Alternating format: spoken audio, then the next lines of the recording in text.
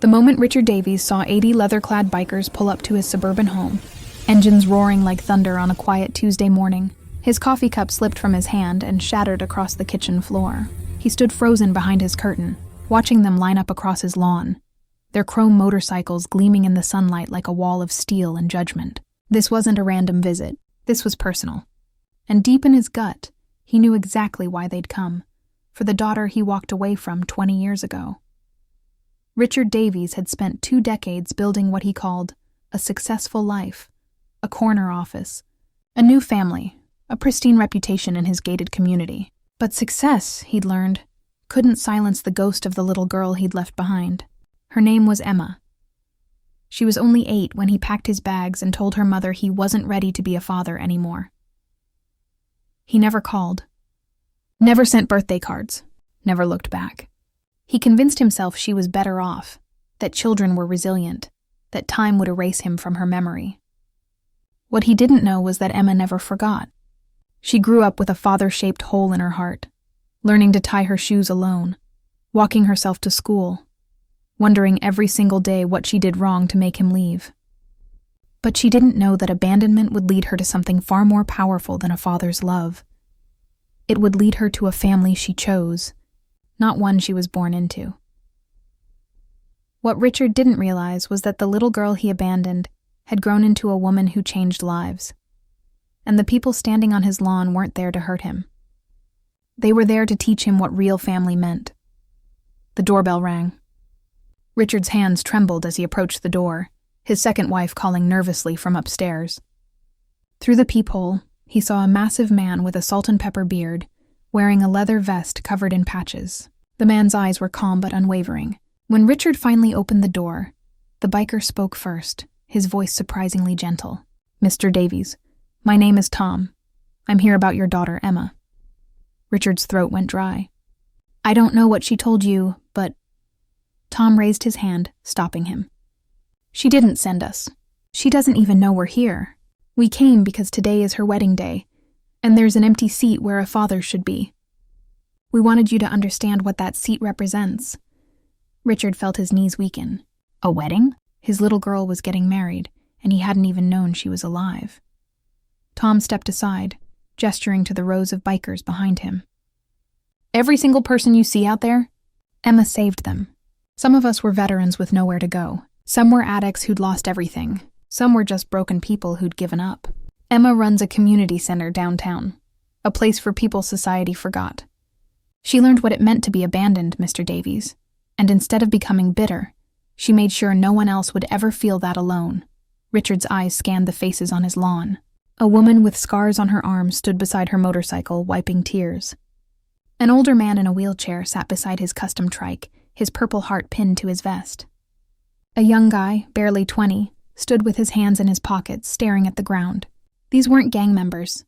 These were people who'd been lost, until Emma found them. Tom pulled out a photograph from his jacket pocket and handed it to Richard. It was Emma at age 8, the last school photo before he left, her smile small and uncertain. "She keeps this in her office," Tom said quietly. "Not out of love, out of forgiveness. She wanted to remember the pain so she'd never cause it." Richard's hands shook as he held the photograph. "Why are you really here?" he whispered. Tom's jaw tightened. 3 months ago, Emma was diagnosed with stage 3 cancer. She's been going through chemo alone. She never married because she didn't think she deserved love. Not after her own father couldn't stay. But then she met Daniel, a man who sees her the way she deserves to be seen. He proposed in the hospital room after her second round of treatment. They're getting married today in the backyard of the community center, surrounded by the family she built. And that empty seat? It's not for you, Mr. Davies. It's a reminder. A reminder that she survived without you, that she became extraordinary without you, that love isn't blood, it's showing up. Richard felt 20 years of excuses crumble inside his chest. He'd told himself she was fine. He'd told himself children forget. But Emma hadn't forgotten. She'd just learned to build a life around the wound he left. The silence stretched between them like a canyon. Finally, Richard's voice cracked. Is she going to be okay? The cancer?" Tom's expression softened, but his words stayed firm. "She's fighting. And she's not alone. Every person here has sat with her during treatment. We've held her hand. We've driven her to appointments. We've been her family, the family you chose not to be. Tears slid down Richard's face, years of buried guilt finally surfacing. I was young. I was scared. I didn't know how— She was 8, Tom interrupted, his voice breaking slightly. She was a child, and you were supposed to be her hero. Richard sank against the doorframe, his chest heaving with sobs he'd held back for 2 decades. I don't deserve forgiveness. Tom nodded slowly. You're right. You don't. But here's what you need to understand. Emma already forgave you. Years ago. Not because you earned it, but because carrying hate was too heavy. She let you go so she could live. And today she's marrying a good man, surrounded by people who would die for her. She doesn't need you, Mr. Davies. But we needed you to know what you lost. Behind Tom, the bikers began to start their engines one by one, a rolling thunder of sound that shook the windows. They weren't staying. They delivered their message. As the motorcycles pulled away, Tom handed Richard a small envelope. This is the address. The wedding starts at 4. I'm not inviting you. That's not my place. But if you somehow find the courage your daughter had at 8 years old, when she waited by the window every night hoping you'd come back, then maybe you'll understand what real bravery looks like. She survived you, Mr. Davies. The question is, can you survive what you did? Richard stood in his doorway long after the rumble of engines faded, holding a photograph of a little girl he barely remembered, and an address to a future he didn't deserve. His second wife came downstairs, confusion and concern in her eyes. But he couldn't speak.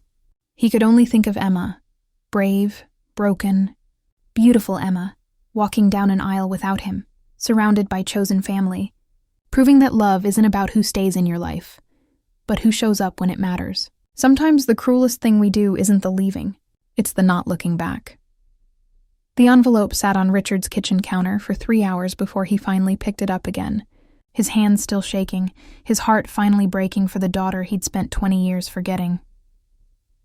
Would you forgive a parent who walked away? Or do you believe some wounds are meant to remind us of the strength we found when we healed alone? Have you ever been part of a chosen family that loved you more than blood ever did? Share your story, because sometimes the people who aren't related to us become the ones who save us. Sometimes the people who abandon us teach us the most important lesson of all, that we're stronger than we ever knew, and that family isn't who you're born to. It's who refuses to leave.